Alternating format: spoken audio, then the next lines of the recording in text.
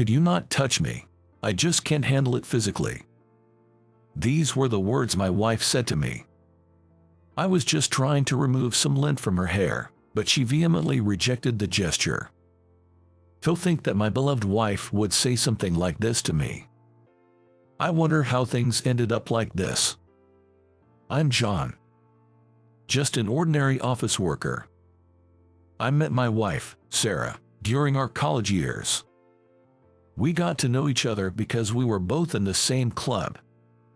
Back then, she was the leader of the club, a very active and bright woman. I was the vice leader of the club. Being leaders together meant we spent a lot of time in each other's company.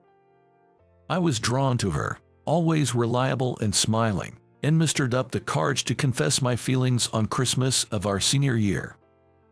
I was worried because Sarah was beautiful and popular, but she said yes. "I like your kindness and thoughtfulness," she said, agreeing to date me. After graduating from college, we ended up at different companies but kept our relationship going. We would spend our weekend going on dates to amusement parks and aquariums. I also turned to Sarah for advice about work. I was struggling to fit in at my new job, but she would give me advice and encourage me. "Everyone goes through this at the start. Thanks, I'll give it my best shot." With Sarah's support, I managed to navigate the challenges of my new job. It's no exaggeration to say that I couldn't have made it without her. By our second year working, we were both thinking about marriage. I proposed to her at an observatory with a beautiful night view. "I will make you happy, Sarah. I'm looking forward to our life together." And so, we got married and began a happy life together. Sarah was considerate and an excellent cook. She would always pack a variety of delicious lunches for me, making sure to include my favorite dishes. I made sure to balance the nutrition. She'd say, handing me the carefully prepared lunch. I look forward to eating it every lunch break. On our anniversaries, we'd enjoy cakes Sarah baked. "Let's always stay together. I love you, Sarah. I'll do my best to keep us happy." We whispered such affectionate words to each other. Those were truly happy times. But then, an event occurred that completely changed Sarah. We started living with her mother, Grace. After losing her husband, Grace was living alone but had an accident that made it difficult for her to live by herself. So, we began our life together. "I'm sorry for the inconvenience." Sarah apologized, but I didn't mind at all. We help each other out in times of need. Grace is family. No need for formalities, I reassured her. Living together turned out to be quite challenging. Grace was particular about everything and would often complain about my habits. "The windowsills are dirty. Clean them up," she'd nag. "Your taste in clothes is terrible. Where do you even find such outfits?" Day after day, I was subjected to such criticisms, and it gradually wore me down. I had hoped Sarah might defend me to some extent, but she never took my side. Instead, she joined in the criticism, saying things like, "Oh, that really is dirty. Clean it up right away, and you have no sense of fashion. Get rid of those tacky clothes immediately." My wife had never behaved like this before. I was utterly confused. "Sarah, why do you only say such harsh things? Consider my feelings too." I asked her when we were alone, but all I got back was a brash response. "What are you talking about? What's wrong with pointing out flaws? If you were more careful, you wouldn't be criticized like this." But still, enough, you're being annoying. Instead of complaining to me, why don't you work on improving yourself or help out with the chores? Sorry. Overwhelmed by Sarah's assertiveness, I ended up backing down. Reluctantly, I tried to be more considerate around Grace. I made an effort to clean more than before and took greater care with my appearance. I thought that by doing so, they might ease up on their criticisms a bit. However, my efforts were misplaced. Sarah and Grace's behavior only escalated, and by the time a year had passed since we started living together, their remarks had almost reached the level of verbal abuse. "Stay away from me. You smell and it's disgusting." "That's right. It would be terrible if Sarah ended up smelling like you. Go somewhere else." I was driven out of the house even on my days off. After wandering aimlessly around the neighborhood, I made a habit of sitting by the riverbank, sipping canned coffee alone. Looking at the park near the riverbank, I saw couples enjoying each other's company, reminiscent of the peaceful times Sarah and I once shared. It felt just like when we ourselves were in such harmonious times. How can we return to those happy days? Sarah had truly changed. Gradually, she stopped making lunches for me, and I found myself eating sandwiches and bread from convenience store during lunch breaks. When colleagues asked, "What happened to the lovely lunches your wife used to make?" I felt awkward and didn't know how to respond. I wanted to reclaim our happiness, but I couldn't fathom why Grace and Sarah were so harsh towards me. I had resigned myself to the idea that Grace was just that kind of person, but I wished Sarah would return to her old self. I understand Sarah taking the side of her mother, Grace. But still, this is beyond any reasonable limit. Initially, I wondered why Sarah had changed, but eventually, I even started to think that maybe this was the real her. The thought that the sweet Sarah I knew might be gone saddened me. Regardless, I was stuck in a rut, unable to find a solution. In stark contrast to me, Grace and Sarah seemed to get along well. They even started using social media to share moments from their enjoyable life. From bits of their conversation I overheard, it seemed they had a decent followers. I was completely left out. This stress at home started affecting my mood at work too. I was subjected to a barrage of insults from morning till night, and upon returning home, I was greeted with yet another onslaught of verbal abuse. As the end of the workday approached, my heart grew heavier. One day, this state of mind led me to make a significant mistake. I missed an important meeting with a client. Michael had told me it was an important meeting, but for some reason, thoughts of my home life distracted me, and I zoned out. I forgot to jot down the date of the meeting in my diary, and it slipped my mind completely. On the day of the meeting, the client called when I failed to show up. I rushed to the meeting place to apologize, but the client was furious. "We will reconsider our dealings with your company," they said. Thanks to Michael's intervention, the situation was salvaged, but I was severely reprimanded. It was a crucial meeting that affected our company's sales. How could you forget something like that? I'm terribly sorry. I kept apologizing, but I was told that this incident would be reported to the higher-ups. I hope nothing comes of it. However, not long after, my wish was easily shattered. I was transferred to a regional branch office as part of a personal change. This branch was notorious as a place where problematic employees were sent. It seemed my salary would also decrease. Michael didn't say it explicitly, but it was clear this was a demotion. I thought to myself, as if things weren't bad enough at home. Now this happens at work too. I hit rock bottom. Moreover, I had to tell this to those two. Just being there got me criticized for everything. Imagining their reaction to my demotion was disheartening. "I'm home," I announced upon returning, but no one replied. When I entered the living room, the two were chatting away happily. But as soon as they noticed me, their faces turned sour instantly. "What? Don't just stand there. Go away. You're in the way." Sarah began her assault.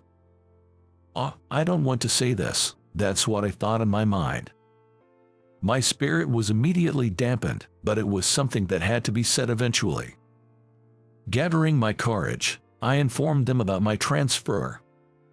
Sarah's reaction to my news was colder than I had anticipated. "Let's get a divorce," she said. "What? A divorce?" I was shaken by her sudden statement. But Sarah continued relentlessly. I hate the idea of living in the countryside. Plus, your salary is going to decrease, right? I married you because you had a good job at a prestigious company and earned well. There's no point in staying with you if your salary decreases. You were only good for making money, and now you can't even do that. Grace nodded in agreement. Cast me out. Money is important after all. There's no value in staying with a husband who earns less. I always thought you were useless. But to think you can't even do your job. A divorce is better for Sarah. I was deeply saddened by their words. Are they saying my only value was my salary? Thinking in my mind. I was too shocked to say anything and even felt like crying. At the same time, I realized that regaining the happy family life I once had was impossible.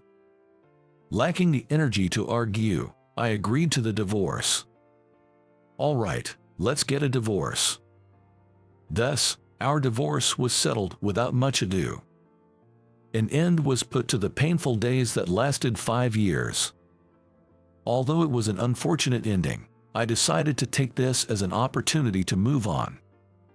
I thought to myself that the family issues are resolved now. Time to do my best in a new place.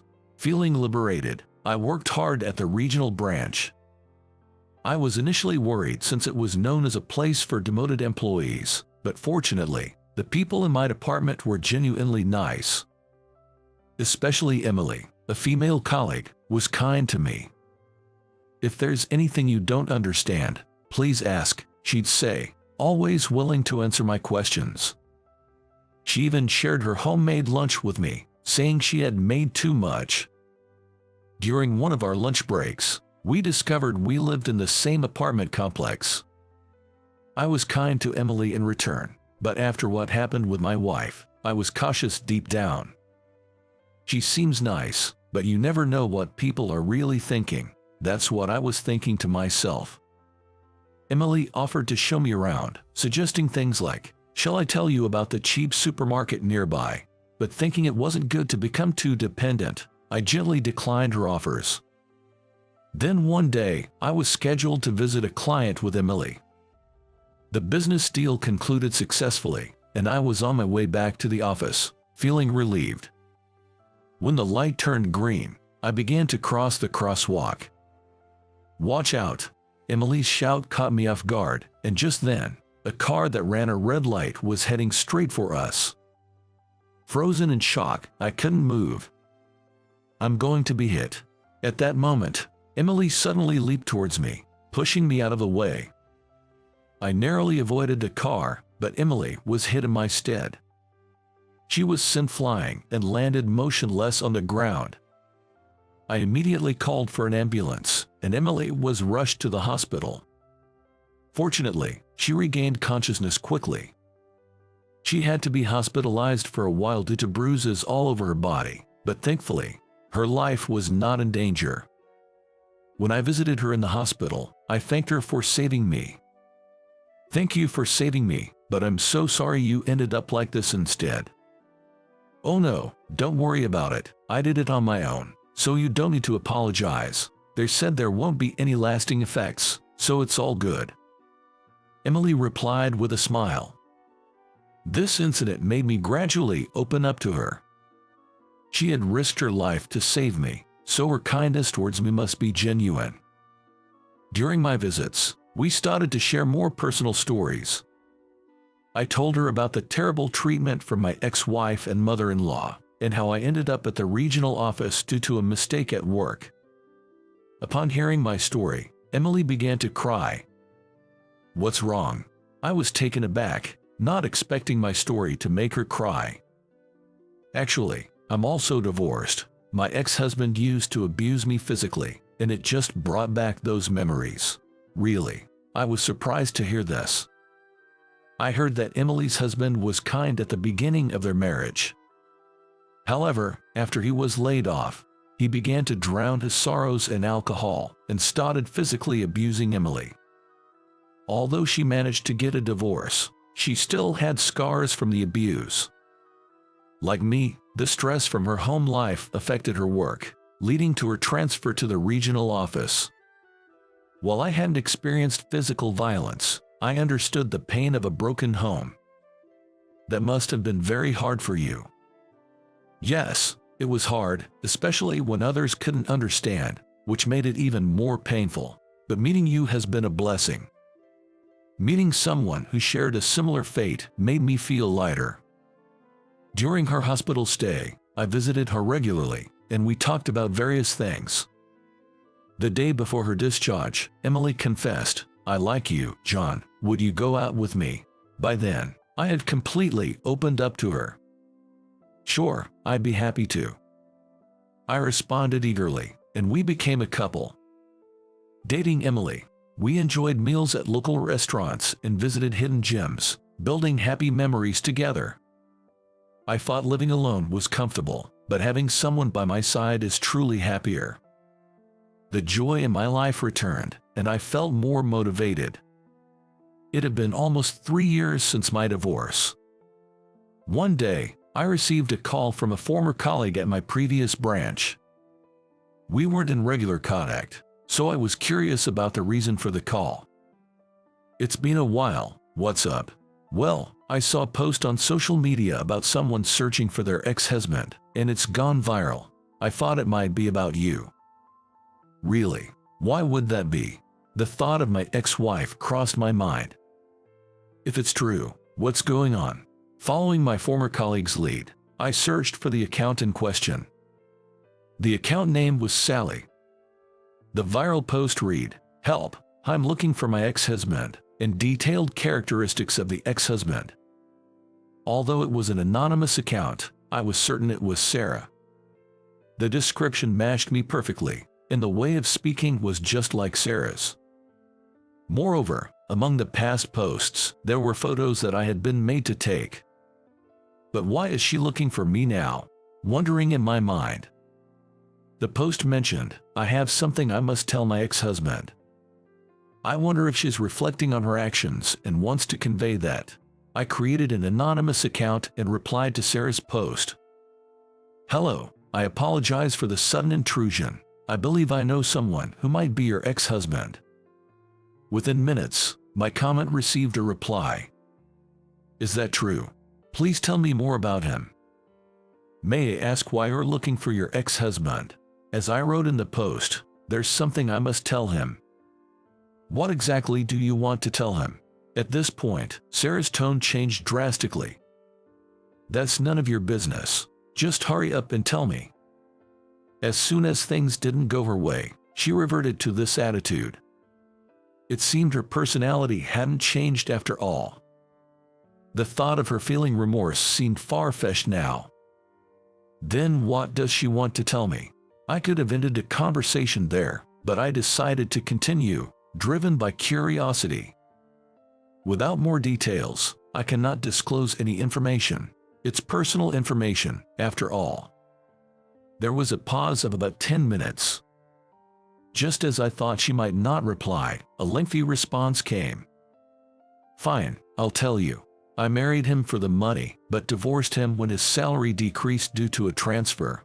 Men are disposable. If one goes bad, you just replace him. I thought I could easily remarry because I'm beautiful, but no decent men appeared. It's tough supporting my mother alone. Looking back, he did earn a decent salary despite the decrease. So, I thought maybe remarrying him wouldn't be so bad, and that's why I'm looking." What kind of reason is that? Thinking in my mind.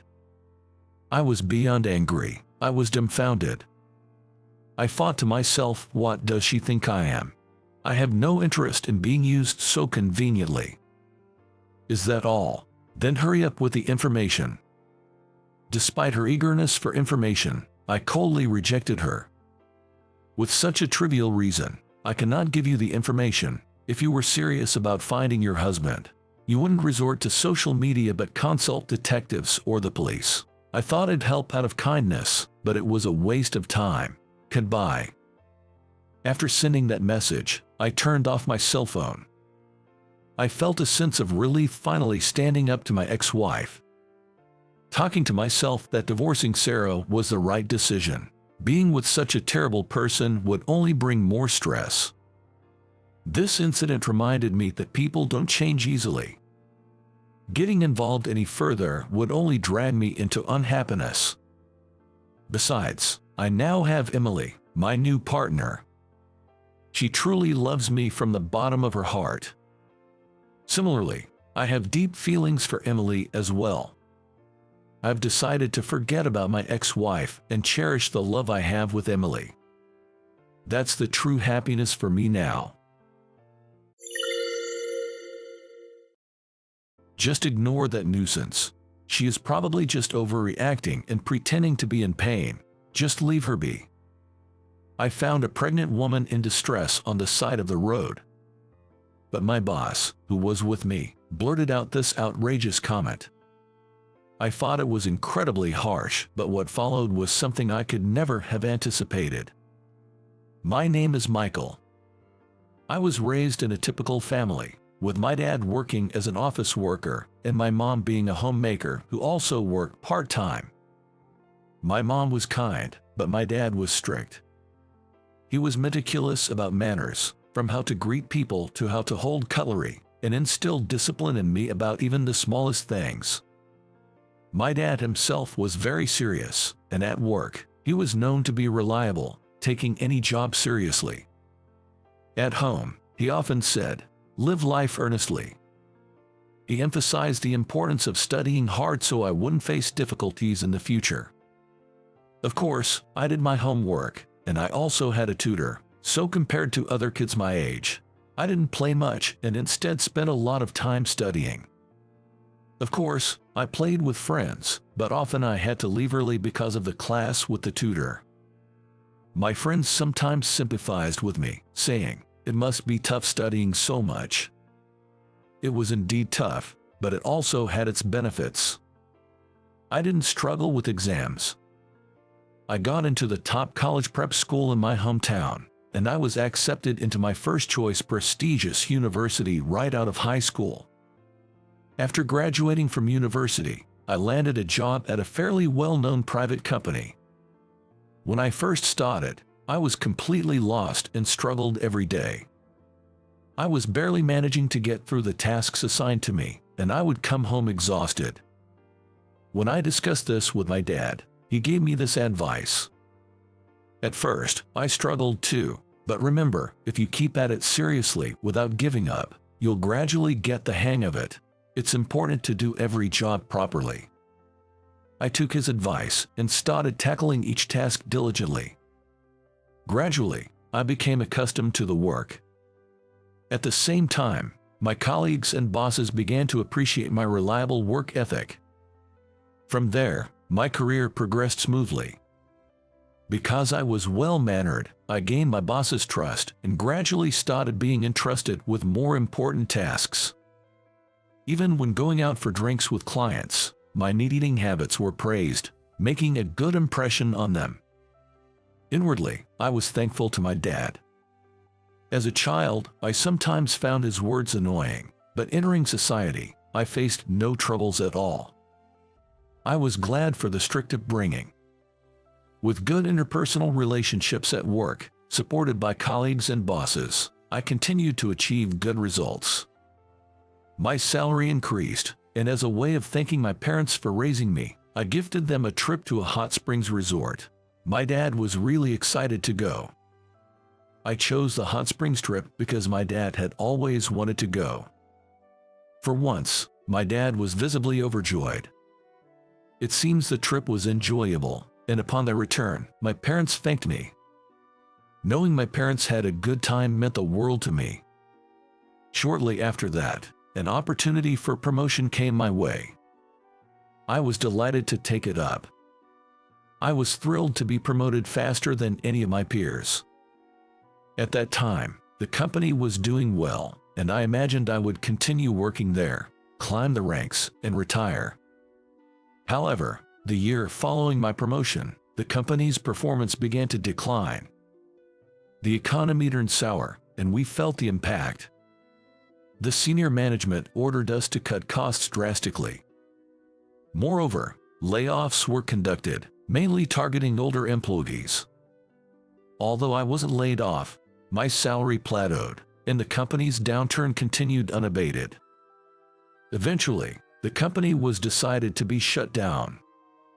It was regrettable, especially since I had been blessed with good relationships there, but there was nothing to be done, and I couldn't just sit and lament. I needed to find a new job quickly, but fortunately, I was lucky.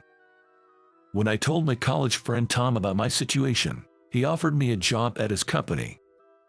Apparently, one of the employees had to leave abruptly due to a sudden illness, and they were looking for someone to fill the position. When I heard about the job details, it turned out to be quite similar to what I had been doing at my previous company.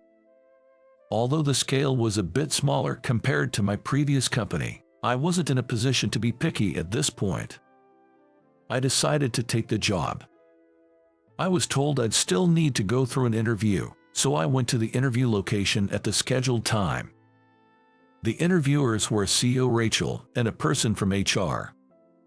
Rachel was still in her 30s, quite young for a CEO, and she was very beautiful. I managed to respond to all the questions without any issues, and I was offered the job on the spot. I was nervous about whether I'd be able to do well in this new environment, but having an acquaintance there made me feel more at ease than when I joined my previous company. Since we knew each other, Tom became my mentor and taught me various things. As I had heard, the job was similar to my previous one, so I was able to get accustomed to it quickly. However, just when I started to feel settled, Tom ended up leaving the company. His parents ran a traditional American bakery, and it seems they had an accident and could no longer work. So, Tom had to take over the family business all of a sudden. Tom apologized to me with a look of regret. "Sorry for suddenly leaving after inviting you here," he said. "It's okay. It's not your fault. Good luck back at home." I reassured Tom like that, but the days felt somewhat lonely after he left. Since I was still new to the company, it was difficult to say I had really bonded with the other employees. I didn't have anyone I could talk to easily. I decided to start from scratch, work diligently, and build trust again. A little while after Tom left, there was a significant change. We got a new boss. His name was John Smith. He was just a year older than me and was known to be quite capable. I was hopeful that we might get along well since we were close in age. On the day John was to join our department, I was a bit excited. When I arrived at work, I saw an unfamiliar man sitting at a desk, playing with his phone. A nameplate on the desk read Smith. I went up to greet him immediately. "Good morning. I'm Michael, and I'll be working with you from today. Nice to meet you." However, John's response was not welcoming. He looked at me with an annoyed expression and said, "I'm in the middle of a game. Don't talk to me," and went back to his phone. My excitement quickly deflated. I thought his attitude was inappropriate, but since he was my boss and it was our first meeting, I didn't want to start any trouble. I apologized and hurried to my seat. When it was time for his formal introduction to the team, he said, "Nice to meet you all," but he seemed to lack enthusiasm. And so, my days of working with John began. However, it was clear that he looked down on his subordinates. Whenever someone made a mistake, he would berate them, saying things like, "Can't you even do this much? That's why you won't get ahead." And for some reason, he seemed to particularly dislike me. I wondered if interrupting his game had bothered him that much, but it seemed to be more than that. He took issue with my earnest nature. "You said in your interview that being serious about your work is important, right? I hate people like that the most," he told me. I was taken aback when he said this. When I asked why he hated serious people, he simply said, "I've always clashed with those types. I just hate them, that's all." It's frustrating to be disliked for no fault of my own. I have become quite averse to John. He started harassing me in petty ways. For example, he would assign me a large data organization task that normally would be done by several people.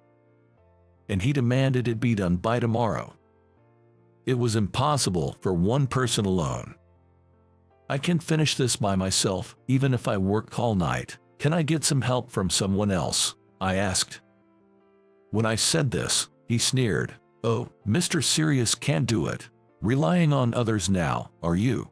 I was furious, but I asked some available colleagues for help, and we managed to finish it by the next day as requested. John looked displeased.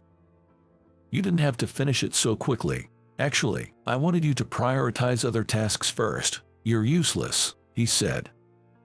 I was truly irritated by these words. The data organization task was probably just a way to harass me. John's harassment didn't stop there. He would always criticize me during meetings and intentionally spill coffee on my documents and reports. I wished he would stop such childish behavior, but John showed no signs of changing his attitude. Amidst this, a bowling event was organized within our department on a day off. It was an annual tradition. John said he would go, and wanting to exercise and improve relationships with other colleagues, I decided to join too. On the day of the bowling event, John was wearing a t-shirt with a tasteless skull print. Furthermore, he was adorned with a plethora of jangling necklaces. Frankly, it was flashy and tacky. Thinking he was stylish, John began to talk about his fashion sense unasked. Though no one said it out loud, everyone must have found it annoying. When the bowling started, I struck a strike right from the start. Everyone praised me, but John seemed unamused. It's just luck. Even your form is bad, he said, dampening the mood. He probably didn't like the attention I was getting. Watch this, I'll show you how to throw a curveball, he said arrogantly. John threw the ball with a peculiar form, but it ended up in the gutter.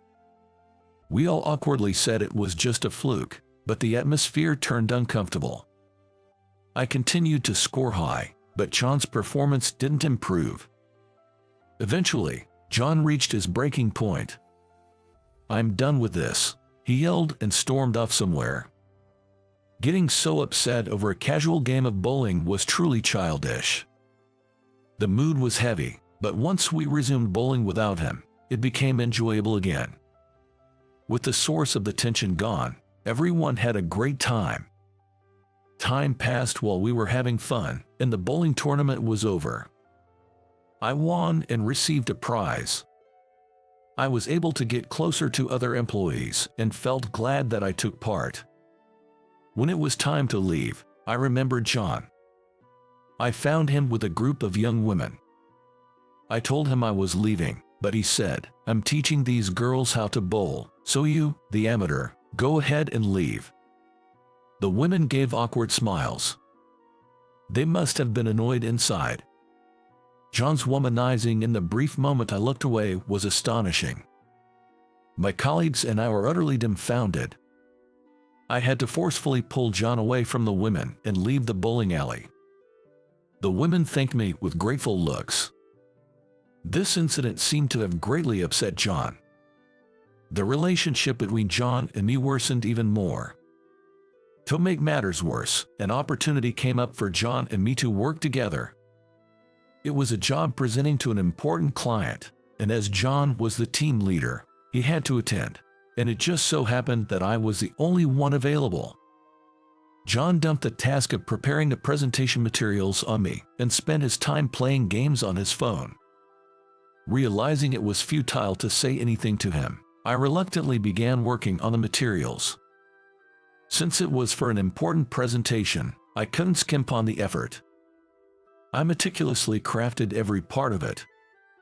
I think the hard work paid off, resulting in a fine finish. Then, the day of the presentation arrived. We headed to the client's office by car.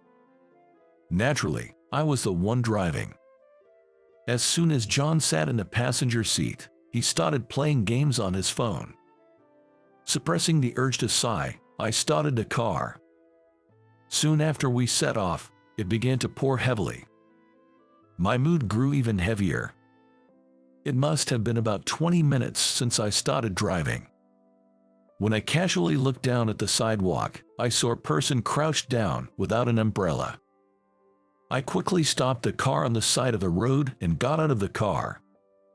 The person crouched down was a woman, and her stomach was large, making her look like a pregnant woman.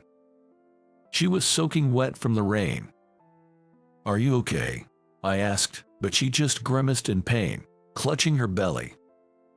It seemed best to take her to the hospital immediately. Since we had the car and the hospital was just a 10-minute drive away, I offered my hand to the pregnant woman, attempting to help her into the car. Just then, John rolled down the window on the passenger side. He had a frown on his face. "Michael, you're not seriously thinking of taking this woman to the hospital, are you?" "Of course, that's the plan," I replied. To my astonishment, John made an appalling remark. "Just leave her. She's probably just exaggerating her pain. Ignore her." I was dumbfounded by his cruel words. "If you really insist on taking me to the hospital, then go ahead and do it yourself." Saying this, John quickly got into the driver's seat and, ignoring my attempts to stop him, drove off. Seeing someone in distress and being abandoned like that was shocking, but this wasn't the time to blame John. The pregnant woman clearly couldn't walk to the hospital, so I took out my phone and called an ambulance. Fortunately, the ambulance arrived quickly. I ended up accompanying her.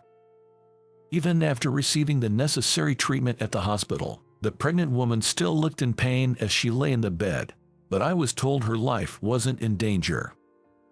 I finally felt a bit relieved, but then I remembered I was in the middle of work. "If you need to get in touch with me in the future, please contact me here."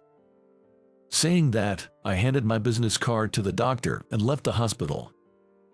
By the time I hurried to the client, John had already finished the presentation, claiming he had prepared all the documents himself. Seeing me, John smirked proudly. "I managed all by myself. You really weren't needed." On the drive back, John kept annoyingly repeating, "You are fired, fired." Despite feeling terrible, I took comfort in knowing the pregnant woman was safe. The next morning, I arrived at the office to find Rachel at the morning assembly, which was unusual. Wondering why she was there, Rachel, filled with anger, declared, "This company is over." As the employees murmured, she glared at John. "John, was it you who hurled abuse at a pregnant woman yesterday?" No, that must be some mistake." John tried to feign ignorance. Rachel silenced him with a stern enough. "Pretending won't help." Michael gave his business card to hospital staff, so there's no doubt it was our employee. Besides, the pregnant woman said the abusive man was in the car. The only ones who used a car during work hours yesterday were you and Michael. John was frozen in shock. Rachel continued speaking. "The pregnant lady, Lisa Brown, is the daughter of Mike Brown, a wealthy investor who put $1 million into our company when we were on the brink of bankruptcy." Lisa spoke to Mike about John, which greatly angered him. He called in a frenzy, demanding immediate transfer of management rights and the termination of all employees. John has caused a serious predicament. Rachel says we must apologize to the Brown family. Since I was present at the scene, I had to accompany them. Mike was waiting for us at the entrance. He was a man of great presence. Furious, he berated John, saying he couldn't trust a company with such employees. Mike's anger seemed unending. "I thought our company might indeed be done," as Rachel said. Then, two women appeared. One of them was Lisa. Upon seeing me, Lisa greeted, "Thank you so much. I was out for a walk when it suddenly started raining, and I began to feel pain. You are my lifesaver." The other woman smiled warmly at me. "I'm Emily, Lisa's sister. Thank you for helping us at the bowling alley." I was taken aback. She was one of the women involved with John. Emily glanced briefly at John. You helped us by pulling this man away.